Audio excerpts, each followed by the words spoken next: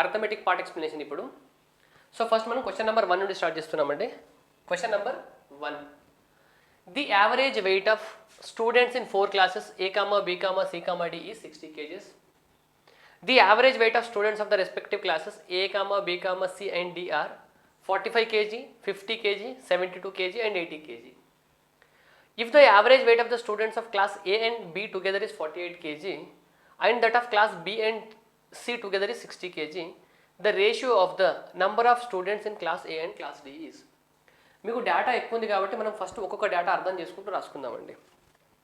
Class ఏమన్నారండి, మీకు A, B, C, D 4 classes ఉన్నాయి.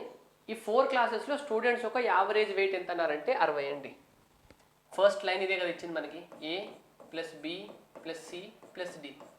వీళ్ళ యావరేజ్ వెయిట్ ఎంత అంట, వీళ్ళ average weight 60 kgs. Okay, next line ఏమన్నారు, the average weight of students of the respective classes A, B, C and D is. ఇదేమో మొత్తం 4 క్లాసెస్ కలిపి యావరేజ్ ఎంత, ఇండివిజువల్గా ఒక్కొక్క క్లాస్ యొక్క యావరేజ్ ఎంత అని కూడా ఇచ్చినారండి. ABCD ఎంత, ఇవి ఒక్కొక్క క్లాస్ యావరేజెస్ ఇవి. ఏ యావరేజ్ ఎంత, బి యావరేజ్ ఎంత, సి యావరేజ్ ఎంత, డి యావరేజ్ ఎంత ఇచ్చినారండి. A, B, C and D ఎంత ఉందండి యావరేజ్, 45, 50, 45, 50, నెక్స్ట్ 72 అండ్ 80, ఇంతే కదా 80. మళ్ళీ ఇంకా డేటా ఉందండి, ఏముందండి, ఏ మరియు బిల యొక్క విద్యార్థుల సరాసరి బరువు 48 కిలోగ్రాములు. మళ్ళీ A ప్లస్ B కలిపితే ఎంత ఉందో ఇచ్చినారండి, A plus B. A plus B కలిపి ఎంత ఉందండి, 48 ఉంది. ఓకే, A ప్లస్ B కలిపి 48 ఉంది ఇక్కడ. నెక్స్ట్ B మరియు C కలిపి ఎంత ఉందండి, 60 గ్రాములు ఉంది. B ప్లస్ C కలిపితే ఎంత ఉంది, B ప్లస్ C కలిపితే 60 kgs ఉంది. ఇవన్నీ కేజెస్లలో అండి. అయితే మీకు ఏమడిగినారండి, క్లాస్ ఏలో ఎంతమంది ఉన్నారు, క్లాస్ డిలో ఎంతమంది ఉన్నారు, వీళ్ళ రేషియో కనుక్కోమన్నారండి. క్లాస్ ఏలో ఎంతమంది ఉన్నారు, క్లాస్ డిలో ఎంతమంది ఉన్నారు, వాళ్ళకి రేషియో ఎంత అని. ఫస్ట్ మీ క్వశ్చన్ చూడగానే డేటా చాలా ఎక్కువ అనిపిస్తుంది కదా. ఎస్, ఈ క్వశ్చన్లో మనకు అవసరమైన దానికంటే ఎక్కువ డేటా ఇచ్చినారండి. మీకు ఎంత అవసరమో అంత కాకుండా ఇంకా చాలా ఎక్కువ డేటా ఇచ్చినారు. ఇది ఎందుకంటే మనకి కన్ఫ్యూజ్ చేయడానికి ఒకటి, లేదా క్వశ్చన్ డిఫికల్టీ పెంచడానికి. మీకు కావాల్సింది ఏంటండి, ఏకి డికి రేషియో కదా. ఒకవేళ మొత్తం మీరు ఆన్సర్ చేయొచ్చండి, మొత్తం ఆన్సర్ చేస్తే మీకు ఆన్సర్ వస్తుంది కానీ టైం ఎక్కువ తీసుకుంటుంది. అయితే దీంట్లో ఒక చిన్న లాజిక్ ఉంది. ఆ లాజిక్ని కనుక మీరు పట్టుకుంటే మీ ఆన్సర్ ఈజీ అవుతుందండి. ఆ లాజిక్ ఏంటంటే, మీరు ఒక్కసారి అబ్జర్వ్ చేస్తే ఇక్కడ B ప్లస్ సికి యావరేజ్ ఎంత అన్నారండి, 60 కదా. B ప్లస్ సికి యావరేజ్ ఎంత అన్నారు, 60.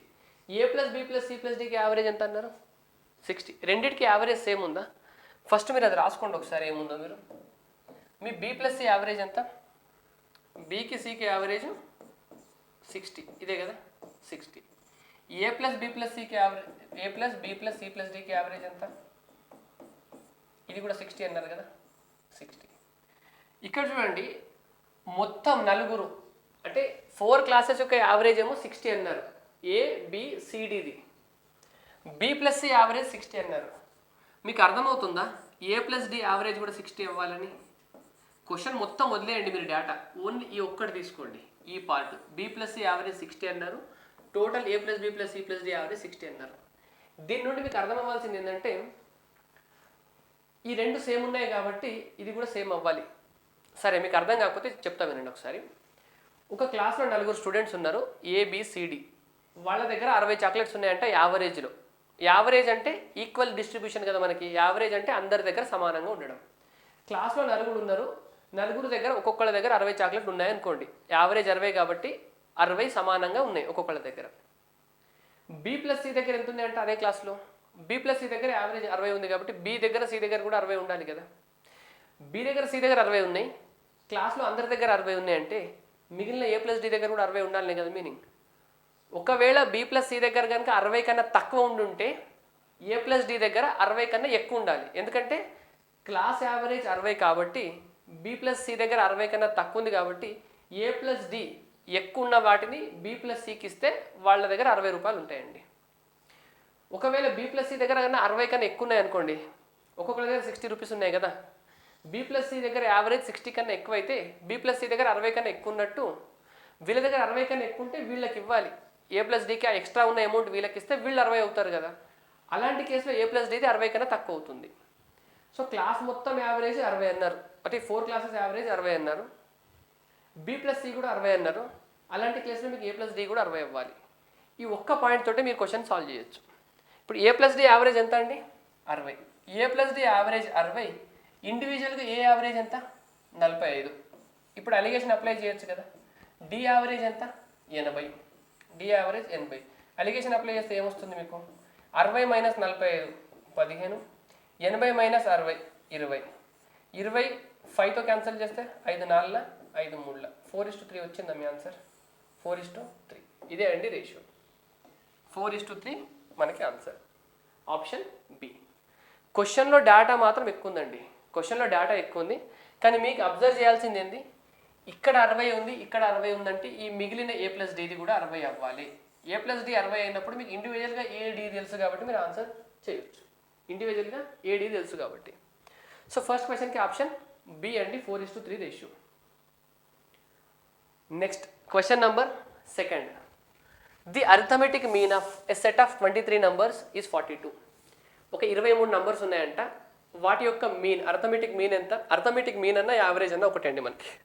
మీకు అర్థమెటిక్ మీన్ అన్న యావరేజ్ అన్న ఒకటే మనకి, అంతే కదా.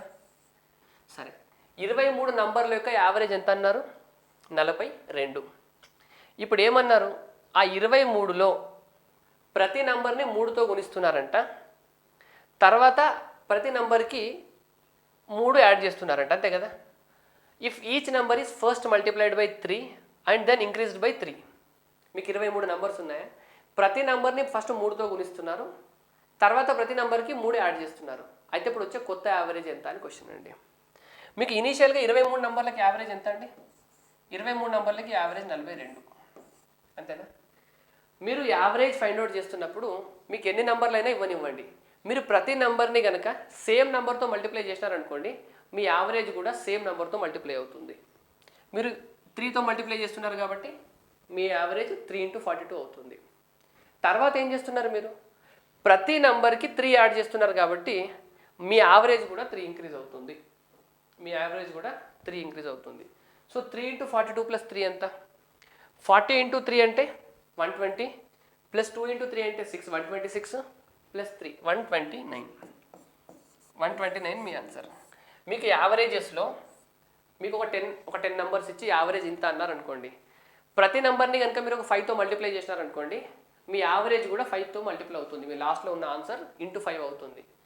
లేదా మీకు ఒక 10 15 నెంబర్స్ ఇచ్చి వాటి యావరేజ్ ఇంత అన్నారు, ప్రతి నెంబర్కి మీరు ఒక 10 యాడ్ చేస్తున్నారనుకోండి, మీ యావరేజ్ వాల్యూ కూడా 10 యాడ్ అవుతుంది. లేదా ప్రతి నెంబర్ని కనుక మీరు డివైడ్ చేస్తున్నారనుకోండి, ఎవ్రీ నెంబర్ని సేమ్ నెంబర్తో మీరు మల్టిప్లై చేసినా, డివైడ్ చేసినా, మైనస్ చేసినా, ప్లస్ చేసినా, మీ యావరేజ్ వాల్యూ అనేది అంతే ఎదర్ ఇంటూ అవుతుంది, ప్లస్ అవుతుంది, మైనస్ అవుతుంది, డివైడెడ్ అవుతుంది. మీరు ఏ ఆపరేషన్ చేస్తున్నారో అదే ఆపరేషన్ మీ యావరేజ్లో కూడా అవుతుంది. కండిషన్ ఏంటంటే మీరు అది చేసేది ప్రతి నెంబర్కి చేయాలి. మీరు యాడ్ చేస్తే ప్రతి నెంబర్కి యాడ్ చేయాలి, మీరు మల్టిప్లై చేస్తే ప్రతి నెంబర్కి మల్టిప్లై చేయాలి. సో సెకండ్ దానికి answer option D. Question number 3 అండి. Question number 3. A batsman in his 12th innings makes a score of 63 runs and thereby increases his average score by 2 runs. The average of his score after 12th innings is. ఒక batsmen తన 12వ ఇన్నింగ్స్లో 63 పరుగులు చేసి తన score సగటును దానివల్ల 2 పరుగులు పెంచుకున్నాడు. ఆ 12వ ఇన్నింగ్స్ తర్వాత అతని సగటు స్కోర్ ఎంత? ఇవి మనకి బేసిక్ క్వశ్చన్స్ అండి యావరేజెస్లో. ఇటువంటి క్వశ్చన్స్ పైన మీరు ఎగ్జామ్లో టైం ఎక్కువ వేస్ట్ చేయకూడదు. సో ఈ క్వశ్చన్ మనం ఎలా సాల్వ్ చేద్దామో చూద్దాం ఒకసారి. 12th ఇన్నింగ్స్లో అతను చేసిన స్కోర్ ఎంత అండి? 12th ఇన్నింగ్స్లో అతని స్కోర్ ఎంత? 63 చేసినాడు అంటే కదా, ఇక్కడ 63 అని ఇచ్చినారు. ఓకే, 63 రాసుకోండి. అంతకుముందు ఎన్ని ఇన్నింగ్స్ ఉంటాయండి? 11 ఇన్నింగ్స్. 11 ఇన్నింగ్స్లో మీ యావరేజ్ ఎంతో తెలియదు. 11 ఇన్నింగ్స్లో మీ యావరేజ్ తెలియదు కాబట్టి మీరు ఎక్స్ అనుకోండి. 11 ఇన్నింగ్స్ వరకు మీ యావరేజ్ ఎక్స్ ఉంది. 12th ఇన్నింగ్స్లో 63 చేయడం వల్ల 12 ఇన్నింగ్స్కి మొత్తం 12 ఇన్నింగ్స్లకి యావరేజ్ ఏమైందంటే 2 పెరిగింది. ఏమైంది? x + 2 అయింది, ఇంతేనా. 11 ఇన్నింగ్స్ వరకు మీ యావరేజ్ ఎక్స్ ఉంది. 12th ఇన్నింగ్స్లో 63 పరుగులు చేయడం వల్ల 12 ఇన్నింగ్స్ వరకు ఈ 11 ప్లస్ ఈ 12th 1 ఇది ఒకటి కలుపుకుంటే 12 కదా. ఈ 12 ఇన్నింగ్స్లలో అతని యావరేజ్ 2 పెరిగిందంట. ఎక్స్ ఉన్న యావరేజ్ ఏమైందండి? ఎక్స్ ప్లస్ 2 అయింది. అయితే ఇప్పుడు కొత్త యావరేజ్ ఎంత? న్యూ యావరేజ్ ఈ ఎక్స్ ప్లస్ 2 వాల్యూ ఎంత కనుక్కోమన్నారండి. ఎక్స్ ప్లస్ 2 వాల్యూ ఎంత? ఇప్పుడు చూడండి మీరు 11th ఇన్నింగ్స్లో ఎక్స్ స్కోర్ కదా చేసింది అతను. 11 ఇన్నింగ్స్లలో 11 ఇన్నింగ్స్ల వరకు అతని యావరేజ్ ఎంత? ఎక్స్. 12th ఇన్నింగ్స్లో కనుక అతను ఎక్స్ చేసినాడు అనుకోండి, 12th ఇన్నింగ్స్లో కూడా ఒక ఎక్స్ రన్స్ చేస్తే యావరేజ్ మారేదా మారకపోయేదా? 11 ఇన్నింగ్స్ల వరకు ఎక్స్ రన్స్ ఉంది యావరేజ్గా, 12లో కూడా ఎక్స్ చేసినాడు కాబట్టి యావరేజ్ అనేది చేంజ్ అవ్వదు కదా. ఓకే, కానీ యావరేజ్ చేంజ్ అయింది. ఎంత చేంజ్ అయిందండి? 2 చేంజ్ అయింది. దీని మీనింగ్ ఏంటంటే అతను 12వ ఇన్నింగ్స్లో 12th ఇన్నింగ్స్లో ఇంతకుముందు చేసిన ఎక్స్ రన్స్ స్కోర్ చేసినాడు, ప్లస్ ఈ 12 ఇన్నింగ్స్లకి ఒక్కొక్క ఇన్నింగ్స్కి 2 ఎక్కువ ఇచ్చేంత, అంటే ఒక్కొక్క 12 ఇన్నింగ్స్లలో ఒక్కొక్క ఇన్నింగ్స్కి 2 ఎక్కువ వచ్చేటట్టు స్కోర్ చేసినాడండి. అతను 12th ఇన్నింగ్స్లో ఎంత స్కోర్ చేయాలి? ఇంతకుముందు యావరేజ్ ఎంత ఉందో అంత స్కోర్ చేయాలి. అండ్ ఈ 12 ఇన్నింగ్స్లకి ప్రతి ఇన్నింగ్స్కి 2 2 2 2 2 వచ్చేటట్టు ఎక్కువ స్కోర్ చేయాలి. సో 12 × 2 24 స్కోర్ చేయాలి, యావరేజ్ 2 పెరగాలంటే. సో అతను ఎంత స్కోర్ చేసినాడంట? 63. So x equal to 63 minus ఎంత? 24. 63 మైనస్ 24 అంటే ఎంత వస్తుందండి? X equal to 39. X equal to 39 అంటే మనకు కావాల్సింది ఎక్స్ ప్లస్ 2 అంటే 41 మనకు ఆన్సర్. 41 మనకి రైట్ ఆన్సర్ అండి. ఇప్పుడు ఈ క్వశ్చన్ని మీరు ఇంత కూడా చేయొద్దండి ఎగ్జామ్లో. ఈ క్వశ్చన్ని మీరు చూడగానే 63 స్కోర్ చేసినాడు, ప్రతి ఇన్నింగ్స్లో 2 పెరగాలంటే 2 × 12 పెరగాలి. 63 మైనస్ 24 ఎంత? 39. సో ఇంతకుముందు యావరేజ్ 39 అయితే ఇప్పుడు 2 పెరిగింది కాబట్టి 41 అవ్వాలని మీరు ఇలా క్యాలిక్యులేషన్ చేయాలండి. సో నెక్స్ట్ క్వశ్చన్ నెంబర్ 3 అండి, 4th. In an NGO, the daily average wages of 20 illiterate employees is decreased from 25 to rupees 10. Thus, the average salary of all the literate and illiterate employees is decreased by rupees 10 per day. The number of educated employees working in the NGO is. First మీరు question అర్థం చేసుకోండి. ఒక ఎన్జిఓలో 20 మంది నిరక్షరాస్యుల జీతం 25 నుండి 10కి పడిపోవడం వలన మొత్తం నిరక్షరాస్యులు మరియు అక్షరాస్యుల జీతం రోజుకు 10 తగ్గింది. అయితే ఎన్జిఓతో పనిచేస్తున్న అక్షరాస్యుల సంఖ్య ఎంత? ఒక ఎన్జిఓలో ఇల్లిటరేట్ ఎంతమంది ఉన్నారండి? 20 మంది అని చెప్పినారు కదా.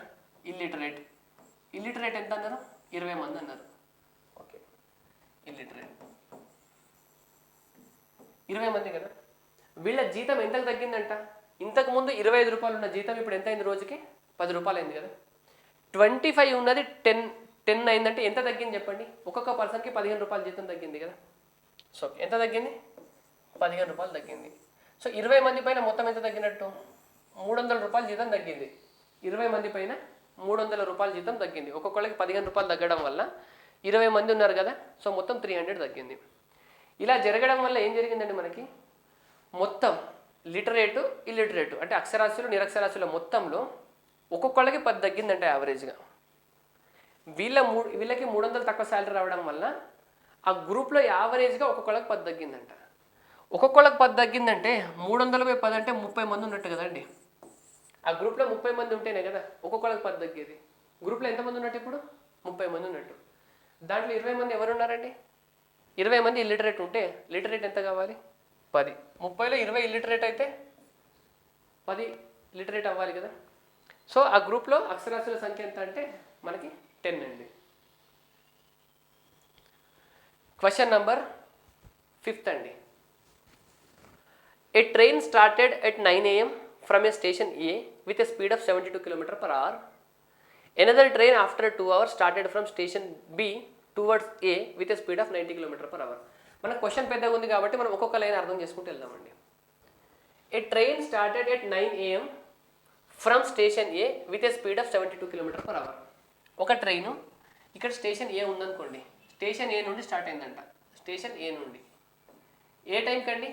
9 o'clockకి morning 9 AM with a speed of 72 km/h towards B వైపుకి 72 km/h. ఇక్కడ బి ఉంది అనుకోండి, ఇక్కడ బి ఉంది, B. Next line, another train after 2 hours started from the station B towards A with a speed of 90 km/h. ఇంకొక train start అయింది ఎక్కడి నుండి, బి నుండి. ఎప్పుడు స్టార్ట్ అయిందండి? మొదటి ట్రైన్ స్టార్ట్ అయిన 2 hours తర్వాత స్టార్ట్ అయింది బి నుండి. ఇది 9కి స్టార్ట్ అయిందా? సో 2 hours తర్వాత అంటే ఇక్కడ నుండి 11కి స్టార్ట్ అయింది. ఇది 11 AM. ఇది 9 AM, ఇది 11 AM. 11 AM స్టార్ట్ అయింది. స్పీడ్ ఎంత అన్నారు దీన్ని? 90 km/h తోటి, 90 km/h తోటి. ఇది ఎటు వస్తుందండి? ఏ ఏమో ఇటు వెళ్తుంది, బి ఏమో ఇటు వస్తుంది, ఇంతే కదా. Okay. The 2 trains are expected to cross each other at 1:30 PM. So first ఇప్పుడు అర్థం చేసుకుందాం. ఈ ట్రైన్ 9 o'clock స్టార్ట్ అయింది. ఈ ట్రైన్ ఎందుకు స్టార్ట్ అయిందండి? 11కి. 11 అంటే ఈ ట్రైన్ ఎంతో కొంత దూరం వచ్చి ఉంటుంది కదా. 11 o'clock అంటే ఇక్కడ వరకు కదా. 11 o'clock వరకు ఇక్కడ వరకు దూరం వచ్చింది అనుకోండి. గంటకి 72 అంటే 2 గంటలు ఎంత అండి? 144 kilometers రావాలి కదా. 144 kilometers రావాలి ఇక్కడ వరకు. 11 o'clockకి ఏ అనే ట్రైన్ ఇక్కడ ఉంది, ఏ అనే ట్రైన్ ఇక్కడ ఉంది, బి అనే ట్రైన్ ఇంకా స్టార్ట్ అవ్వలేదు 11 o'clockకి. అర్థమైందా? ఇప్పుడు నిజండి, the 2 trains are expected to cross each other at 1:30 PM. జనరల్గా అయితే ఏం చేయాలంటే ఆ 2 ట్రైన్లు 1:30 PMకి ఒకదాన్ని ఒకటి కలుసుకుంటాయంట అండి. అంటే ఈ ట్రైన్ ఇటు వస్తుంది, ఈ ట్రైన్ ఇటు వస్తుంది, ఇక్కడెక్కడో 2 ట్రైన్లు కలుసుకుంటాయి. ఏ టైంకి? 1:30 PMకి. ఇప్పుడు ఎంత అవుతుంది? 11 నుండి 12 నుండి 1 నుండి 1:30 అంటే 2.5 గంటలు తర్వాత ఈ 2 ట్రైన్లు కలుసుకుంటాయంట. 2.5 గంటల తర్వాత ఈ 2 ట్రైన్లు కలుసుకుంటాయంటే 2.5 గంటల దీని స్పీడ్ ఎంత అండి? 72 km/h కదా. 72 km/h. దీని స్పీడ్ ఎంత? 90. 2.5 గంటల్లో ఇది ఎంత ట్రావెల్ చేస్తుంది చెప్పండి. 72 + 90 ఎంత? గంటకి ఇవి 2 ట్రావెల్ చేసేది 162 కదా. 162. 2.5 గంటలు అంటే మీకు 5/2 కదా. 5/2. 2 ఎంతలా? 81. 81 × 5 అంటే 405, ఇంతేనా? అంటే ఈ రెండింటి మధ్య దూరం ఎంత అని అర్థమైంది మీకు? 405 kilometers అని అర్థం అవ్వాలండి ఈ స్టేట్మెంట్ నుండి. 11 గంటలకి ఇది ఇక్కడ ఉంది, 11 గంటలకి ఇది ఇక్కడ ఉంది. 2.5 గంటల తర్వాత ఈ 2 ఇక్కడెక్కడో కలుసుకుంటున్నాయంట. 2.5 గంటలు ఇది ఎంత దూరం ట్రావెల్ చేస్తుంది? 72 × 5/2. ఇది 72 × 5/2. ఇక 90 × 5/2. కామన్ తీస్తే 5/2 × 162 కదా, ఇంతే కదా. అంటే 1:30కి ఇవి 2 మీట్ అవుతున్నాయి ఇక్కడ. అంటే ఈ స్టేట్మెంట్ మీకు ఏం చెప్తుందంటే ఈ రెండింటి మధ్య డిస్టెన్స్ 405 kilometers అని చెప్తుందండి. ఇక్కడ నుండి ఇక్కడికి, ఈ పాయింట్ నుండి ఈ పాయింట్కి డిస్టెన్స్ ఎంత? 405 kilometers. ఓకే. నెక్స్ట్ లైన్ ఏముంది చూడండి.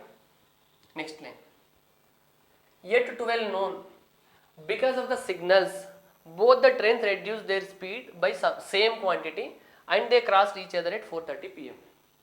సో 11 నుండి 12 వరకు 2 ట్రైన్లు ట్రావెల్ చేసినాయండి. 12 వరకు 2 ట్రైన్లు వాళ్ళ స్పీడ్ తోటే ట్రావెల్ చేసినాయండి. ఇక్కడ వరకు 12 అనుకోండి. 12 ఇది ఎంత డిస్టెన్స్ ట్రావెల్ చేయాలండి? ఇది 90 ట్రావెల్ చేయాలి. గంటలో 90 kilometers కదా, ఇది గంటలో 72. సో 90, 72 వెళ్ళిపోయి మొత్తం 405 కదా. ఇక్కడ నుండి ఇక్కడ వరకు 405 కదా. 72 + 90 162 వెళ్ళిపోయింది అనుకోండి. 405 నుండి 162 వెళ్ళిపోతే ఎంత మీకు? 405 నుండి మీరు 162 కనుక మైనస్ అయితే 243 కదా. 243. ఈ డిస్టెన్స్ ఎంత ఇప్పుడు? 243. 12 o'clockకి ఈ ట్రైన్ ఇక్కడ ఉంది, ఈ ట్రైన్ ఇక్కడ ఉంది 12 o'clockకి. 12 o'clockకి ఏం జరిగిందంటే మనకి సిగ్నల్స్ ఉంటాయి కదా, సిగ్నల్ ప్రాబ్లం వల్ల 2 ట్రైన్స్ స్పీడ్ తగ్గించుకున్నాయంట సేమ్ క్వాంటిటీ తోటి. అంటే ఫస్ట్ ట్రైన్ కనుక ఒక x kilometers స్లో వెళ్తుంది అనుకోండి, ఆ నెక్స్ట్ ట్రైన్ ఏ 10 kilometers స్లోతో వెళ్తే బి కూడా 10 kilometers స్లోతో వెళ్ళిందంట. సేమ్ క్వాంటిటీతో 2 స్లో అయినాయంట. సో ఇప్పుడు దీని స్పీడ్ 72 km/h కదా. ఇది 72 - x అయింది అనుకోండి. ఇక్కడ నుండి కొంచెం స్పీడ్ తగ్గింది. 12 o'clockకి దీని ఎంత అవ్వాలండి? 90 - x అవ్వాలి, అంతేనా? ఇది 72 - x అయితే ఇది 90 - x అవ్వాలి. 12 o'clockకి 2 ట్రైన్ల స్పీడ్ యొక్క కొంచెం తగ్గిందంట. ఎంత తగ్గిందో ఏకి ఎంత స్పీడ్ తగ్గిందో బీకి కూడా అంతే స్పీడ్ తగ్గింది. ఇప్పుడు ఏమన్నారు 12 తర్వాత ఆ రెండు ట్రైన్లు ఎప్పుడు కలుసుకున్నాయంట స్పీడ్ ఒకవేళ నార్మల్ స్పీడ్తో వెళ్తే వాళ్ళు 130 కలుసుకోవాలి. నార్మల్ స్పీడ్తో వెళ్తే అవి రెండు 130కి మీట్ అవ్వాలి. ఇప్పుడు 12 o'clockకి స్పీడ్ తగ్గడం వల్ల అవి ఎప్పుడు కలుసుకున్నాయంట అండి 4:30కి. అంతేనా? అవి రెండు 4:30కి మీట్ అయినాయంట. సో ఇప్పుడు 12 o'clockకి రెండు ట్రైన్స్ ఇక్కడ ఉన్నాయండి. రెండు 4:30కి మీట్ అవుతున్నాయి. అంటే 12 to 1, 2, 3, 4, 4:30 అంటే 4:30 గంటల తర్వాత కలుస్తుంది. 4:30 గంటల తర్వాత కలుస్తుంది. ఏది ఈ 243 కిలోమీటర్ డిస్టెన్స్ అనేవి ఈ రెండు ట్రైన్లు 4:30 గంటల్లో కవర్ చేస్తున్నాయి అన్నట్టు. అంతేనా? సరే, మీకు మొత్తం ఎంత అండి 243 కిలోమీటర్స్ ఉందా ఇక్కడ నుండి ఇక్కడికి. 243 కిలోమీటర్స్ కవర్ చేయడానికి రెండు ట్రైన్లకు ఎంత టైం పట్టింది 4:30 గంటలు. ఓకే, 243/9/2 అంటే గంటకి ఎంత కవర్ చేస్తున్నాయో చెప్తుంది కదా. గంటకి ఎంత కవర్ చేస్తున్నాయండి? ఇది 72 - x, ఇది 90 - x. రెండు కలిపితే ఇంతే కదా, 72 - x + 90 - x. రెండు ట్రైన్లు 243 కిలోమీటర్లని 9:30 గంటల్లో కవర్ చేస్తున్నాయి. 243/9/2 చేస్తే ఎంత వస్తుంది మీకు? ఒక గంటకి రెండు ట్రైన్లు ఎంత ట్రావెల్ చేస్తున్నాయి వస్తుంది కదా. మరి ఒక గంటకి రెండు ట్రైన్లు ఎంత ట్రావెల్ చేస్తాయండి? దీని స్పీడ్ గంటకి ఇంత కదా, దీని స్పీడ్ గంటకి ఇంత. సో రెండు కలిపితే ఇదే కదా. ఇప్పుడు చూడండి 9 2 9 7. సో 2 అంటే ఇక్కడ 54. 162 - 2x. 162 - 2x. 2x = 162 - 54 అంటే ఎంత అండి? 108. అంతేనా? 108. x వాల్యూ ఎంత? x value 54. x వాల్యూ 54 అయితే 72 - x ఎంత? x వాల్యూ 54 అయితే 72 - x మీకు 18 కదా. 18. క్వశ్చన్లో అడిగింది ఇదేంటండి?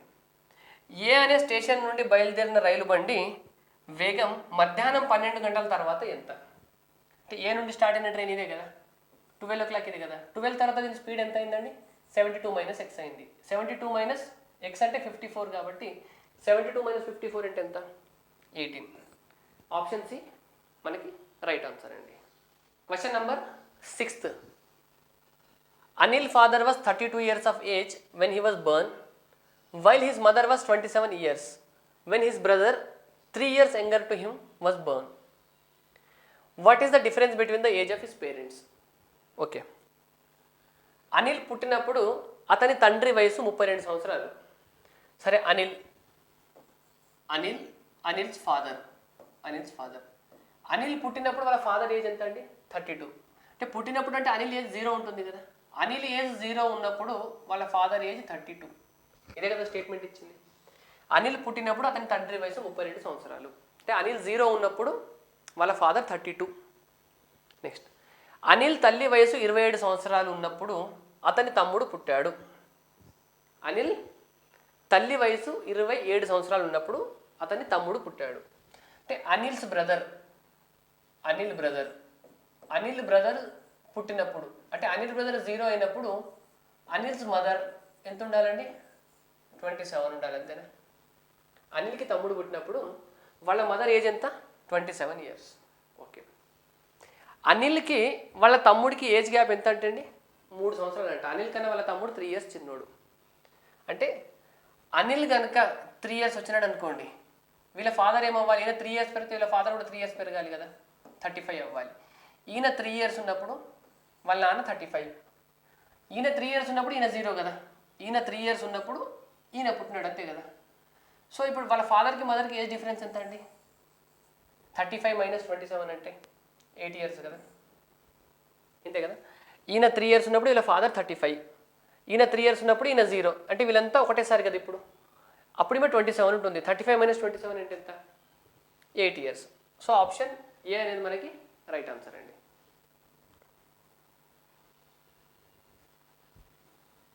క్వశ్చన్ నెంబర్ 7th అండి. ఏ 270-meter long train running at the speed of 120 km/h crosses another train running in opposite direction at the speed of 80 km/h in 9 seconds.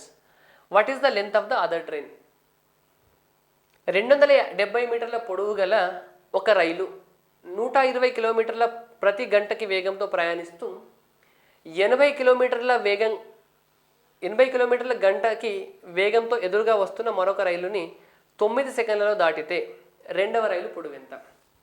సరే, ఒక ట్రైన్ ఏమో మీకు ఇటు వెళ్తుందండి, ఒక ట్రైన్ ఇటు వెళ్తుంది, ఇంకో ట్రైన్ ఎటు వస్తుంది, ఇది ట్రైన్ అనుకో, ఇంకో ట్రైన్ ఇటు వస్తుంది మీకు. ఓకే, రెండు ఆపోజిట్ డైరెక్షన్ అన్నారు కాబట్టి ఇంకోటి ఇటు వస్తుంది. ఫస్ట్ ట్రైన్ లెంత్ ఎంత అన్నారండి? 270 మీటర్లు.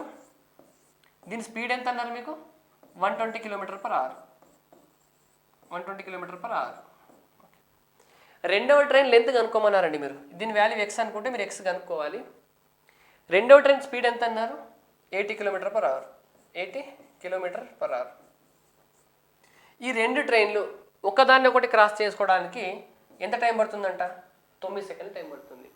మనకి ట్రైన్స్ ప్రాబ్లంలో ఫార్ములా ఏందండి? Time equal to distance by relative speed. Distance by relative speed లేదా train length by relative speed. మీకు రెండు ట్రైన్లు ఒకదాన్ని ఒకటి క్రాస్ చేసుకుంటున్నప్పుడు మీరు రెండు ట్రావెల్ చేసే డిస్టెన్స్ ఎంత అండి? రెండు ట్రైన్స్, రెండు రైళ్ళు ఒకదాన్ని ఒకటి ఇలా వేరు వేరు అంటే ఆపోజిట్ డైరెక్షన్లో క్రాస్ చేస్తున్నప్పుడు అవి ట్రావెల్ చేసే డిస్టెన్స్ ఎంత అంటే ఆ రెండు ట్రైన్స్ యొక్క లెంత్స్కి సమానం అండి. ఇది 250, ఇది ఎక్స్ కదా. రెండు ట్రైన్లు ఒకదాన్ని ఒకటి క్రాస్ చేసుకోవాలంటే అవి వాటి లెంత్స్ని క్రాస్ చేసుకోవాలి. క్రాస్ చేయడం మీనింగ్ ఏంటంటే, ఇప్పుడు ఫర్ ఎగ్జాంపుల్ ఒక ట్రైన్ స్టార్టింగ్ ఇక్కడ ఉందనుకోండి, ఇది ట్రైన్ ఏ, ఇది ట్రైన్ బి. ఇక్కడ బి అనేది దాని స్టార్టింగ్ అనుకోండి ట్రైన్కి, ఇంకో train starting C, ending D అనుకోండి. ఇవి క్రాస్ చేయాలి అంటే ఏ బి ఇలా బి, ఫస్ట్ ట్రైన్ ఏబి ఇలా అవ్వాలి, సెకండ్ ట్రైన్ ఇలా అవ్వాలి, సెకండ్ ట్రైన్ డి సి ఇలా అవ్వాలి. అంటే ఈ ట్రైన్ ఇక్కడ ఉన్న ట్రైన్ ఇక్కడికి వచ్చేసేయాలి, ఇలా ఇంత ట్రావెల్ చేయాలి. ఈ ట్రైన్ ఇక్కడ ఉన్న ట్రైన్ ఇక్కడికి రావాలి. ఇది మొత్తం ఎంత అండి? ఈ మొత్తం మీకు రెండు ట్రైన్ల లెంత్స్ కదా. రెండు ట్రైన్స్ మీకు ట్రైన్స్ ప్రాబ్లంలో ఒకదాన్ని ఒకటి క్రాస్ చేసుకున్నప్పుడు అవి రెండు ట్రావెల్ చేసే డిస్టెన్స్ అనేది వాటి లెంత్స్కి సమానం అండి, రెండిటి లెంత్స్కి సమానం. సో టైం ఎంత అండి? 9 సెకండ్స్. 9 సెకండ్స్. దీని లెంత్ ఎంత? 270. ఇంకో దాని లెంత్ ఎంత? ఎక్స్.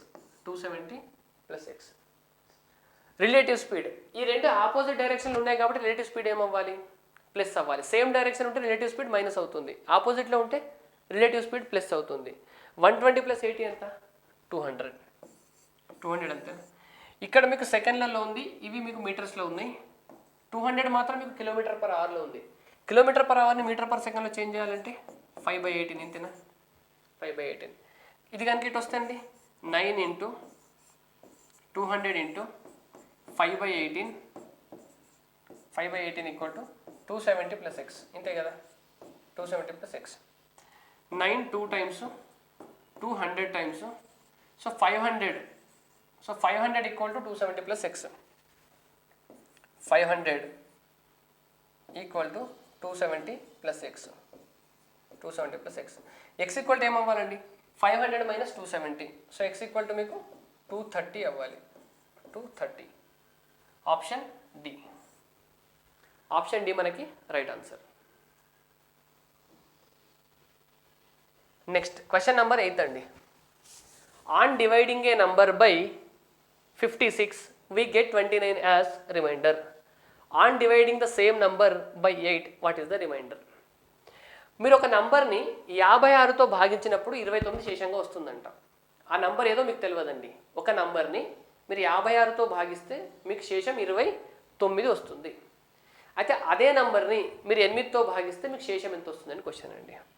ఇలాగే కదండి భాగించడం అంటే, ఇదే కదా. ఒక నంబర్ ఉంది, ఈ నంబర్ మీకు తెలియదు. ఓకే, ఈ నంబర్ని మీరు 56తో భాగిస్తున్నప్పుడు మీకు శేషం ఎంత వస్తుందంటే రిమైండర్ 29. శేషం అంటే ఇక్కడే కదా మనం రాసేది, 29. అయితే ఇక్కడున్న నంబర్ని ఇదే నంబర్ని మీరు 8తో భాగిస్తే మీకు శేషం ఎంత వస్తుంది? శేషం ఎంత అని క్వశ్చన్ అండి. ఇప్పుడు మీకు ఈ నంబర్ తెలవాలి, ఈ నంబర్ ఎంతో, అంతే కదా. ఇక్కడ కనుక నేను 0 తీసుకున్నా అనుకోండి, 56 × 0 + 29 29 అనుకోవచ్చా? అంతే కదా. అంటే మీరు 29ని 56తో భాగిస్తే మీకు శేషం 29 కదా వచ్చేది. ఆ నంబర్ని మీరు డైరెక్ట్గా 29 అనుకోవచ్చా? మీరు ఒక నంబర్ని 56తో భాగిస్తే మీకు శేషం 29 వస్తుంది. ఆ నంబర్ ఏందో మీకు తెలియదు. అయితే తెలియని నంబర్ని మీరు 29 అనుకోవచ్చా? 29 అనుకుంటే 56 ఇంటూ 0 టైమ్స్ ప్లస్ 29 వస్తుందా? 56 29ని భాగించదు కాబట్టి ఇక్కడ మీకు 0 తీసుకుంటాం మనం. సో ఇక్కడ 0 వస్తుంది, మైనస్ 29 అని రాసుకోవచ్చు. ఓకే, సో ఆ నెంబర్ని మీరు 29 అనుకోవచ్చు అండి. లేదా ఏం చేయొచ్చు అంటే ఒకవేళ మీరు 1 అనుకున్నారు అనుకోండి, ఇక్కడ 1 అనుకుంటే 56 ప్లస్ 29, ఈ నెంబరు 56 ప్లస్ 29 65 75 85 అవుతుంది. 85 అవుతుంది. 0 తీసుకోవడం వల్ల మనకి ఈజీ అవుతుంది. సో ఇప్పుడు ఆ నెంబర్ 29 అనుకున్నారు అనుకోండి, మీరు 29 అనుకుంటే 8 ముళ్ళ 24, 24 తీసేస్తే మైనస్ 5. లేదు 85 అనుకున్నారు అనుకోండి, 56 ఇక్కడ 1 తీసుకుంటే 56 ఇంటూ 1 ప్లస్ 29 85 అవ్వాలి కదా. అదే మీరు 85 అనుకున్నారు అనుకోండి, 85 అనుకుంటే 8తో భాగిస్తే 8 పదుల 80, డిఫరెన్స్ ఎంత? 5. మళ్ళీ 5 వచ్చిందా? వచ్చింది. సో మీరు ఏదైనా ఒక నంబర్ తెలియని నంబర్ని 56తో భాగిస్తే మీకు శేషం 29 వస్తుంది కాబట్టి సింపుల్గా మీరు ఆ నంబర్ని 29 అనుకోండి. ఇదే క్వశ్చన్ కనుక మీకు మళ్ళీ వస్తే ఇలాంటి మోడల్లో ఏదైనా ఒక నంబర్ని దీంతో భాగించినప్పుడు ఇంత శేషం వస్తుంది అన్నారు అనుకోండి, ఆ నంబర్ని మీరు శేషాన్ని ఆ నంబర్ అనుకోండి. సో ఇప్పుడు ఆ నంబర్ని 8తో భాగిస్తే ఎంత వస్తుంది? 29 8తో భాగిస్తే 8 3 24, 5 శేషం వస్తుంది కాబట్టి 5 మనకి రైట్ ఆన్సర్ అండి. Question number 9. Divide rupees 671 among A, B, C such that if their shares be increased by 3, 7, 9 respectively, the new shares shall be in the ratio 1:2:3. A, B మరియు Cల మధ్య రూ 771ని విభజించారు. వారి వాటాలను వరుసగా 3, 7, 9 పెంచితే వారి కొత్త వాటాల నిష్పత్తి 1:2:3. అయితే వారి వాటాలను కనుక్కోను, ఇనీషియల్గా పంచిన వాటాలు ఎంత. ఇప్పుడు ఆ 671 రూపీస్ని 3 మెంబర్స్ మధ్యలో డివైడ్ చేయాలండి. ముగ్గురు మధ్యలో డివైడ్ చేయాలి. 1, 2, 3 వీళ్ళ మధ్య ఎంత డివైడ్ చేయాలి? 671 డివైడ్ చేయాలి, అంతేనా? 671. ఇప్పుడు ఇతనికి ఇచ్చిన అమౌంట్ని, ఇది ఏ, ఇది బి, ఇది సి. ఏకి ఇచ్చిన అమౌంట్కి కనుక మీరు ఒక 3 రూపీస్ ఇంకా ఎక్స్ట్రా 3 రూపీస్, బికి ఇంకొక ఎక్స్ట్రా 7 రూపీస్, సికి ఇంకొక ఎక్స్ట్రా 9 రూపీస్ ఇచ్చినారనుకోండి, ఇప్పుడు మీకు కొత్త నెంబర్స్ వస్తాయి కదా, కొత్త నెంబర్స్, వీటి రేషియో మీకు 1:2:3 ఉంటుందంట. 1:2:3 అర్థమవుతుంది ఇప్పుడు మీకు ఆన్సర్.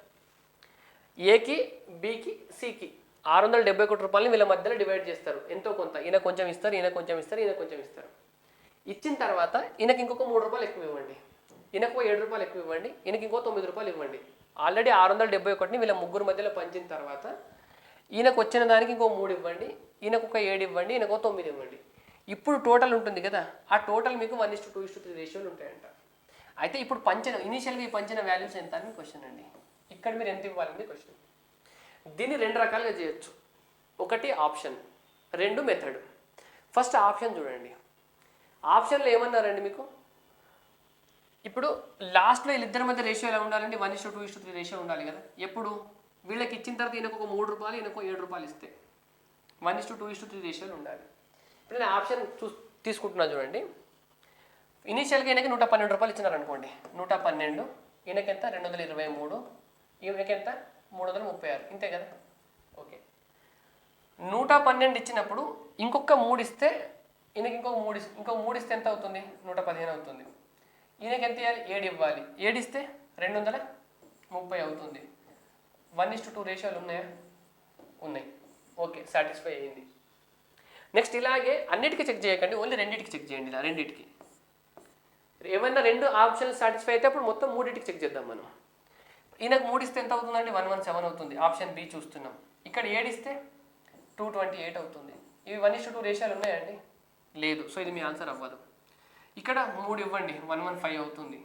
ఇక్కడ 3 ఇస్తే 2, సరే ఇక్కడ 7 ఇవ్వాలి. 7 ఇస్తే ఎంత? 234 అవుతుంది మీకు. 234. ఇవి 1:2 రేషియోలు ఉన్నాయండి? లేవు. 117, 3 ఇస్తే ఇక్కడ 7 ఇస్తే 230. 1:2 రేషియోలు ఉన్నాయండి? లేవు. సో ఏకి మీరు 3, బికి 7 ఇచ్చిన తర్వాత ఈ ఒక్క ఆప్షన్ మాత్రమే 1:2 రేషియోలో ఉంది. మిగతావన్నీ మీకు 1:2 రేషియోలు ఉన్నాయా? లేవు. కాబట్టి ఆప్షన్ ఏ మనకి రైట్ ఆన్సర్. లేదా ఎలా చేయొచ్చు అంటే క్వశ్చన్ని, లేదా దీని ఆన్సర్ ఎలా చేయొచ్చు అంటే మనం, మీరు 671 రూపాయలు పంచుతున్నారు కదా, 671 పంచిన తర్వాత మళ్ళీ ఏకి 3, బికి 7, సికి ఎంత ఇస్తున్నారు? 9 ఇస్తున్నారు. అంటే 3 + 7 10 + 9 19. ఇంకొక ఎక్స్ట్రా 19 ఇస్తున్నారు ముగ్గురు కలిపి. అంటే ముందు 671 ఇస్తున్నారు, ఇప్పుడు 19 ఇస్తున్నారు. అంత మొత్తం ఎంత? 671, 80, 690. 690 రూపీస్ని పంచుతున్నారు అన్నట్టు కదా. ఇప్పుడు 690 రూపీస్ని ఏ రేషియోలో పంచుతున్నారండి మీరు ముగ్గురు మధ్యలో? 1:2:3 రేషియోలో పంచుతున్నారు, అంతేనా? 690 రూపీస్ని ముగ్గురి మధ్యలో 1:2:3 రేషియోలో వస్తుంది. 1:2:3 రేషియో అంటే 1, 2, 3 టోటల్ ఎంత అండి? 6 పార్ట్స్ కదా. 6 పార్ట్స్ వాల్యూ కనుక 6 అయితే 1 పార్ట్ వాల్యూ ఎంత అండి? 6 1 615. అంటే ఈయనకి 115 ఇస్తున్నట్టు, ఈయనకి 230 ఇస్తున్నట్టు, ఈయనకి ఎంత? 345 ఇస్తున్నట్టు, అంతే కదా. 690 రూపాయలు కనుక వస్తాయి. కానీ 1:2:3 రేషియో ఎప్పుడండి? ఫస్ట్ పర్సన్కి 3 ఎక్కువ ఇచ్చిన తర్వాత, సెకండ్ పర్సన్కి 7 ఎక్కువ ఇచ్చిన తర్వాత, ఈయనకి 3, ఈయనకి 7, ఈయనకి మీరు 9 ఎక్కువ ఇచ్చిన తర్వాత కదా. ఈ 3 తీసేస్తే ఎంత అంటే ఇప్పుడు ఈయనకి 112 ఇవ్వాలి, ఈయనకి 223 ఇవ్వాలి, ఈయనకి 336 ఇవ్వాలి. అంతే నా ఆన్సర్ మనకి 112, 223, 336. ఇలా చేయాలండి. మీ 671ని ఆ 19 కలిపితే వచ్చిన దాన్ని 1:2:3 రేషియోలో డివైడ్ చేసేసేయండి. ఈ 1:2:3 రేషియో ఎప్పుడు వచ్చింది మీకు? ఒక్కొక్కరికి 3 ఎక్కువ, 7 ఎక్కువ, 9 ఎక్కువ ఇచ్చిన తర్వాత వచ్చిన రేషియో 1:2:3 కాబట్టి ఆ 3, 7, 9 తీసేసుకోండి వాళ్ళ దగ్గర నుండి. సో ఇంతకుముందు ఎంత ఇచ్చి ఉండొచ్చు వాళ్ళకి? 112, 223, 336 ఇచ్చినట్టు ఇంతకుముందు. నెక్స్ట్ క్వశ్చన్ నెంబర్ 10 అండి. ఏ contractor employed 25 laborers on a job. He was paid 275 per the work. He ఇక్కడ was రావద్దండి, ఇక్కడ he paid, ఇక్కడ he paid.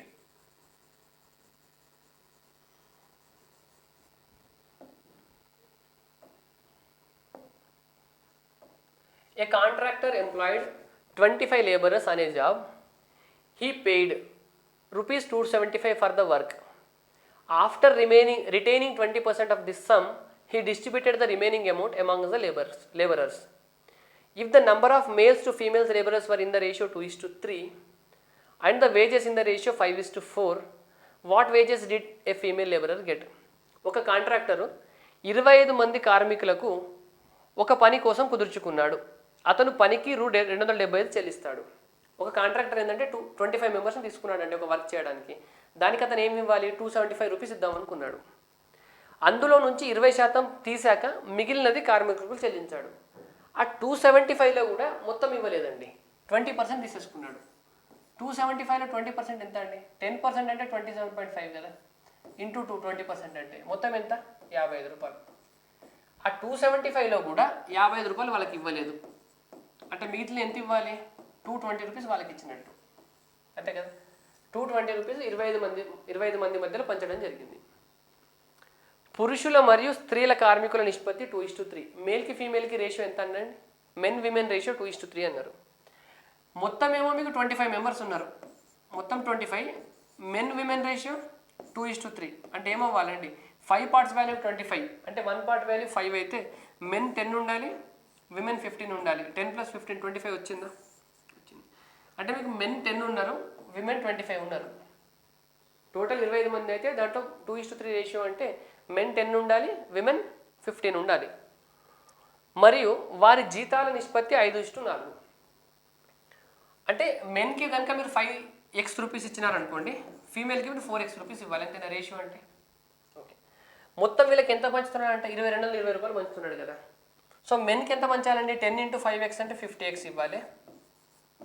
ఉమెన్కి 25 × 4x అంటే ఉమెన్ 15 కదా, 15 × 4 అంటే 60x ఇవ్వాలి. ఇలా మొత్తం ఎంత ఇచ్చినాడు వాళ్ళకి? 220. సో 110x = 220, x = 2 అని అర్థమైందా? x = 2. x = 2 అంటే 5x అంటే 10, 4x అంటే 8.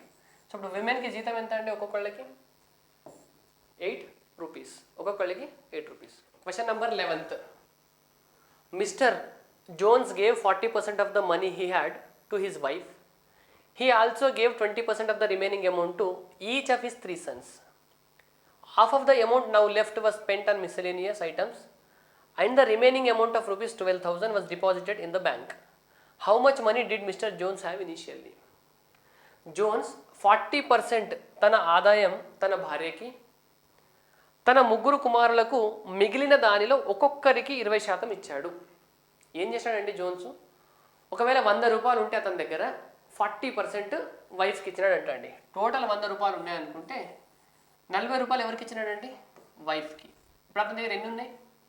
60 మిగిలి ఉంది, అంతేనా? ఇప్పుడు ఏమన్నాడండి? తన ముగ్గురు కుమారులకు మిగిలిన దానిలో ఒక్కొక్కరికి 20% ఇచ్చాడంట. తన ముగ్గురు కుమారులకు మిగిలిన దానిలో ఒక్కొక్కరికి 20%. మిగిలింది ఎంత ఉందండి? 60. 60లో ఒక్కొక్కరికి 20% చొప్పున ఇచ్చినాడంట. 60లో 10% ఎంత? 6 రూపాయలు. 20% అంటే 12. ఒక్కొక్క కుమారులకు 12 ఇచ్చినాడంటండి. 12 ఇచ్చేసినాడు. సో 40 + 36 ఎంత అయిపోయింది? 76 అయిపోయింది. ఇంకా మిగిలింది ఎంత? 24 రూపాయలు, అంతేనా? ఇంకా 24 రూపీస్ ఉన్నాయి. నెక్స్ట్, అతని దగ్గర ఉన్న దానిలో సగం ఇతర వాటి ఖర్చులకు చేశాడు. అతని దగ్గర ఉన్న దాంట్లో ఒక సగం, ఒక 12 రూపాయలు ఏవో అతనికి కొనాలనిపించింది, కొనేసినాడు. ఓకే. మిగిలిన 12,000ను బ్యాంకులో దాచాడు. మిగిలిన దాన్ని బ్యాంకులో డిపాజిట్ చేసినాడంట. 24లో 12 ఖర్చు చేస్తే మిగిలింది ఎంత అండి? ఈ 12. ఈ 12 రూపాయలను తీసుకెళ్ళి బ్యాంకులో అతను డిపాజిట్ చేసినాడు. క్వశ్చన్లో ఎంత డిపాజిట్ చేసినాడని ఇచ్చినాడండి? 12,000. ఈ 12 కదా, 12 అనేది 12,000 అని ఇచ్చినారు క్వశ్చన్లో, 12,000. అయితే అతను మొదటి ఇనిషియల్ ఆదాయం ఎంత అండి? మనం 100 అనుకున్నాం కదా. సో 100 వాల్యూ ఎంత? 12,000 అయితే 100 ఎంత అవ్వాలి? 1,00,000 అవ్వాలి. ఆప్షన్ సి మనకి right answer. Next question number 12 అండి. The distance between P and Q is 27 kilometers. 2 men A and B walk from P to Q at rates 4 and 5 km/h respectively. B reaches Q and returns immediately and meets A at R. The distance from P to R in kilometers is. రెండు పాయింట్లు Pకి Qకి మధ్య దూరం ఎంత అన్నారండి? P ఇక్కడ ఉంది, Q ఇక్కడ ఉంది. P అండ్ Q వీళ్ళ మధ్య ఈ రెండు పాయింట్ల మధ్య డిస్టెన్స్ 27 kilometers అంట. ఇద్దరు వ్యక్తులు A, Bలు P నుండి స్టార్ట్ అవుతున్నారంట ఇటు Q వైపుకి. ఇతను A, B ఇక్కడ నుండి స్టార్ట్ అవుతున్నారు. ఇద్దరు ఇటే వెళ్తున్నారు. ఈయన స్పీడ్ ఏమో 4 km/h. ఓకే, ఈయన స్పీడ్ ఏమో 5 km/h. 5 km/h ఇంతే కదా. 4 km/h, 5 km/h. ఇప్పుడు చెప్పండి నాకు, ఇద్దరు స్పీడ్లు తెలుసు మీకు, 4, 5. ఇక్కడ నుండి ఇద్దరు సేమ్ టైంకి స్టార్ట్ అయినారు. క్యూకి ఫస్ట్ తొందరగా ఎవరు రీచ్ అవుతారు చెప్పండి? A speed 4, B speed 5. So B ఇక్కడ ఏ ఉన్నాడు అనుకోండి, ఇది ఏ, ఇది బి అన్నారు అనుకోండి. ఫస్ట్ క్యూ అనే పాయింట్కి రీచ్ అయ్యేది ఎవరు? స్పీడ్ ఎక్కువ ఎవరు ఉంటే వాళ్ళే కదా ముందు వెళ్ళేది. సో క్యూ ఇక్కడికి వెళ్ళినాడండి, క్యూ వరకు బి వచ్చేసినాడు. ఎవరు? బి. ఏ ఇలా వస్తూ ఉన్నాడు. ఈ క్యూ అని బి అనే పర్సన్ క్యూ నుండి మళ్ళీ రిటర్న్ అయ్యి ఇక్కడ వరకు వచ్చినాడంట. వచ్చేసరికి ఈయన ఇక్కడ వస్తే ఇద్దరు ఇక్కడ కలిసినారు. ఈ పాయింట్ ఏమన్నారు మీకు? ఆర్. పాయింట్ పి నుండి ఏ, బి ఇద్దరు స్టార్ట్ అవుతారండి. బి స్పీడ్ ఎక్కువ ఉంది కాబట్టి బి తొందరగా క్యూ అనే పాయింట్కి రీచ్ అయినాడు. రీచ్ అయ్యి ఏం చేసినాడు? మళ్ళీ రిటర్న్ అయినాడు పీకి. ఇలా రిటర్న్ అవుతున్నప్పుడు ఇలా ఏ వస్తూ ఉన్నాడు కదా, ఇతన్ని ఈ పాయింట్ దగ్గర కలిసినాడంట. ఈ పాయింట్ అంతా, ఈ పాయింట్ ఆర్ అన్నట్టు. ఆర్ అనే పాయింట్ దగ్గర ఇద్దరు కలుసుకున్నారు. ఇప్పుడు ఈ పి నుండి ఆర్కి మధ్య డిస్టెన్స్ ఎంత అని క్వశ్చన్ అండి. పి నుండి ఆర్కి మధ్య డిస్టెన్స్ ఎంత? ఇప్పుడు ఈ క్వశ్చన్ అర్థం కావాలంటే మీకు ఒక పాయింట్ తెలవాలి. సేమ్ టైం కనుక ట్రావెల్ చేసినారు అనుకోండి, ఎవరైనా ఇద్దరు వ్యక్తులు సేమ్ టైం, ఇద్దరు ఒక గంట ట్రావెల్ చేస్తే ఆ ట్రావెల్ చేసిన డిస్టెన్స్ అనేది స్పీడ్స్కి రేషియోకి ఈక్వల్ అవుతుందండి. అర్థమవుతుందా? ఇద్దరు సేమ్ టైం ట్రావెల్ చేసినప్పుడు ట్రావెల్ చేసిన డిస్టెన్స్ రేషియో అనేది స్పీడ్ రేషియోకి సమానం అవుతుంది. అంటే ఫర్ ఎగ్జాంపుల్, ఒక పర్సన్ 40 km/hతో ట్రావెల్ చేస్తున్నాడు అనుకోండి, 40 km/h. ఇంకొక పర్సన్ 50 km/hతో ట్రావెల్ చేస్తున్నాడండి. ఇద్దరు కూడా ఒక గంట ట్రావెల్ చేసినారు అనుకోండి, సేమ్ టైం. ఇతను గంట, ఇతను గంట. ఇతను ట్రావెల్ చేసినప్పుడు గంట ట్రావెల్ చేస్తే గంటకి ఎంత ట్రావెల్ చేయాలండి? 40. ఇతను ఎంత ట్రావెల్ చేయాలి? 50. సేమ్ టైం ట్రావెల్ చేసినప్పుడు ఈ స్పీడ్స్ రేషియో కదా, స్పీడ్స్కి రేషియో ఎంత ఉందండి మీకు? 4:5 ఉందా? డిస్టెన్స్ ట్రావెల్ చేసింది ఎంత 40-50 కిలోమీటర్స్ కదా, 4:5 ఉందా, ఇది అంటే సేమ్ టైం ట్రావెల్ చేసినప్పుడు స్పీడ్స్ రేషియో అనేది డిస్టెన్స్ రేషియోకి ఈక్వల్ అవుతుంది. ఇప్పుడు మరి ఈ క్వశ్చన్లో ఇద్దరు ఒకటే టైంలో స్టార్ట్ అవుతున్నారు కదా, ఇద్దరు ఒకటే టైం స్టార్ట్ అవుతున్నారు. బి స్పీడ్ ఎక్కువ ఉంది కాబట్టి బి ఇలా వచ్చేస్తున్నాడు, ఇంత డిస్టెన్స్ ట్రావెల్ చేసినాడు, ఇక్కడ వచ్చి మళ్ళీ రిటర్న్లో ఇక్కడ వరకు ట్రావెల్ చేసినాడు. ఇక్కడ నుండి ఇక్కడ వరకు ట్రావెల్ చేసినాడు, ఇంతే కదా. సేమ్ టైం కదా ఇద్దరు ట్రావెల్ చేసింది, మధ్యలో ఇద్దరు ఆగలేదు కదా. బి సేమ్ టైంకి స్టార్ట్ అయినారు, ఈ పాయింట్కి సేమ్ టైంకి వచ్చినారు. టైం సేమ్ ఉంది కాబట్టి వాళ్ళు ట్రావెల్ చేసిన డిస్టెన్స్ అనేది వాళ్ళ స్పీడ్ రేషియోకి ఈక్వల్ అండి. స్పీడ్స్ ఏమున్నాయండి 4:5 కదా. అంటే ఏ అనేది ఇంత పార్ట్, ఇది 4 పార్ట్స్ అనుకోండి, 4 పార్ట్స్. బి ట్రావెల్ చేసింది 5 పార్ట్స్ అవ్వాలి, అంటే ఇక్కడ నుండి ఇక్కడ వరకు ఇది మొత్తం 5 పార్ట్స్ అవ్వాలి, అంతేనా. ఇక్కడ నుండి ఈ డిస్టెన్స్ అండ్ ఇది ఇక్కడ వరకు ఈ మొత్తం డిస్టెన్స్ 5 పార్ట్స్. అంటే సేమ్ టైంలో ఏ అనేది 4 పార్ట్స్ ట్రావెల్ చేస్తే బి అనేది 5 పార్ట్స్ ట్రావెల్ చేయాలి. మొత్తం ఎన్ని పార్ట్స్ అంటే ఇద్దరు ట్రావెల్ చేసింది 9 పార్ట్స్ కదా. 9 పార్ట్స్ వాల్యూ ఎంత అండి ఇప్పుడు మొత్తం? ఈయనేమో ఇక్కడ వరకు ట్రావెల్ చేసినాడండి, ఈయనేమో ఇది మొత్తం ట్రావెల్ చేసి ఇక్కడ వరకు చేసినాడు. సో ఇద్దరు కలిపి 2 టైమ్స్ ట్రావెల్ చేసినట్టు అనొచ్చు కదా. 2 రౌండ్ ఇద్దరు కలిపి రెండు రౌండ్లు కొట్టినారు అనొచ్చు కదా. ఒక్క లెంత్ ఏమో ఇది 27. సో ఈయన 27 ట్రావెల్ చేసినాడు, ఈయన ఇక్కడ వరకు వచ్చినాడు, ఈయన ఇక్కడ వరకు వచ్చినాడు. సో ఈ రెండు కలిపి 54 కిలోమీటర్లు అనొచ్చా? ఇద్దరు కలిపి 54 కిలోమీటర్లు ట్రావెల్ చేసినారు అనొచ్చా? ఇద్దరు కలిపి ఎంత అండి? ఈయన 4 పార్ట్స్ అయితే ఈయన 5 పార్ట్స్, మొత్తం ఎంత 9 పార్ట్స్. 9 పార్ట్స్ వాల్యూ ఎంత అండి మీకు? 54 కిలోమీటర్స్, అంతేనా. సో ఇది ఎంత పార్ట్స్ అండి? ఇది పీకి ఆర్కి మధ్య డిస్టెన్స్ ఇదే కదా, ఎంత 4 పార్ట్స్. 4 పార్ట్స్ వాల్యూ ఎంత? 9 6 4 24. ఆప్షన్ డి మనకి right answer. Question number 13. X sells 2 articles for ₹4,000 each with no loss and no gain in the transaction. If one was sold at a gain of 25%, the other is sold at a loss of. X అనే person 2 ఆర్టికల్స్ని same ప్రైస్కి అమ్ముతున్నాడు అంటండి. X అనే person 2 ఆర్టికల్స్ని ₹4,000కి ఒకదానికి అమ్ముతున్నాడు. అయితే అతనికి ఒకదానిపైన లాభం వస్తుంది, ఒకదానిపైన నష్టం వస్తుంది. అయితే మొత్తం ట్రాన్సాక్షన్లో అతనికి లాభం రావట్లేదు, నష్టం రావట్లేదు. అర్థమవుతుందా? ఎక్స్ అనే పర్సన్ 2 వస్తువులని ₹4,000కి అమ్ముతున్నాడు. ఒక్కొక్క వస్తువుని ₹4,000 చొప్పున అమ్ముతున్నాడు. సెల్లింగ్ ప్రైజెస్ రెండింటికి సేమ్ ఉంది. ఒకదానిపైన అతనికి లాభం వస్తుంది, ఇంకో దానిపైన నష్టం వస్తుంది. అయితే టోటల్ ట్రాన్సాక్షన్లో అతనికి లాభం రావట్లేదు, నష్టం రావట్లేదు. సో ఒక వస్తువుని కనుక అతను 25% లాభానికి అమ్మితే ఇంకో వస్తువు నష్టానికి అమ్ముతున్నాడు కదా, అతను ఎంత నష్టానికి అమ్ముతున్నాడు అని క్వశ్చన్ అండి. ఇప్పుడు మీకు ఈ క్వశ్చన్లో 4,000 ఇచ్చినారు కదండి, ఇది మీకు ఎగ్జామ్లో అవసరం లేదండి. ఎగ్జామ్లో అవసరం లేదు. మీకు ఏం కావాలి అంటే అతను 2 వస్తువులను ఒకే ధరకి అమ్ముతున్నాడు. The selling prices of 2 articles are same, first point. ఈ ట్రాన్సాక్షన్లో మీకు లాభం రావట్లేదు, నష్టం రావట్లేదు కాబట్టి ఒక దానిపైన వచ్చిన లాభం ఇంకో దానిపైన నష్టానికి సమానం అవుతుంది. ఈ 2 పాయింట్లు అర్థం కావాలి. ఫస్ట్ పాయింట్ ఏంటంటే అతను 2 ఆర్టికల్స్ని సమాన ధరకు అమ్ముతున్నాడు ఒకటి. రెండవది ఏంది? 2 అమ్మినప్పుడు అతనికి లాభం రావట్లేదు, నష్టం రావట్లేదు అంటే ఒక దానిపైన అమ్మిన లాభం అనేది ఇంకో దానిపైన అమ్మిన నష్టానికి సమానం అవుతుంది కదా. ఓకే, ఒక ఆర్టికల్ని అతను ఎంత లాభానికి అమ్ముతున్నాడు అండి? 25% లాభానికి అమ్ముతున్నాడు. 25% లాభానికి అమ్ముతున్నాడంటే 4 కాస్ట్ ప్రైస్ అయితే 5 సెల్లింగ్ ప్రైస్ అయినా, ఇది కాస్ట్ ప్రైస్, ఇది సెల్లింగ్ ప్రైస్, ప్లస్ ₹1. 1/4 అంటే 25 కదా, ఒకటి లాభం. ₹4 కాస్ట్ ప్రైస్, ఒకటి లాభం వచ్చింది. 1/4 లాభం అంటే 25% కదా. రెండింటి సెల్లింగ్ ప్రైస్ ఏమన్నారు కదా, అతను రెండింటిని ఒకటే ధరకు అమ్ముతున్నాడు. సో ఒకదాన్ని 5కి అమ్ముతున్నాడు అంటే ఇంకో దాన్ని ఎంతకు అమ్మాలండి? 5కి అమ్మాలి, అంతేనా. ఓకే, ఒక దానిపైన వచ్చిన లాభం ఇంకో దానిపైన వచ్చిన నష్టానికి సమానం. ఎందుకంటే అతనికి లాభం రావట్లేదు, నష్టం రావట్లేదు అంటే దీనిపైన ఒకటి లాభం వచ్చిందంటే అతనికి దీనిపైన ఒకటి నష్టం రావాలి, అంతేనా. ఒకటి నష్టం రావాలి. నష్టానికి ₹5కి అమ్ముతున్నా అంటే అతని కాస్ట్ ప్రైస్ ఏమవ్వాలండి? 6 అవ్వాలి. అతని కాస్ట్ ప్రైస్ కొన్న వేళ 6, ₹1 నష్టంతో అమ్ముతున్నాడు, సెల్లింగ్ ప్రైస్ 5. సో దీనిపైన 25% లాభం, 25% ప్రాఫిట్. దీనిపైన చూడండి ₹6 కొని ఒక నష్టం మీద అమ్ముతున్నాడు, 1/6 నష్టం. 1/6 అంటే ఎంత మీకు? 16/2/3 నష్టం, అంతేనా.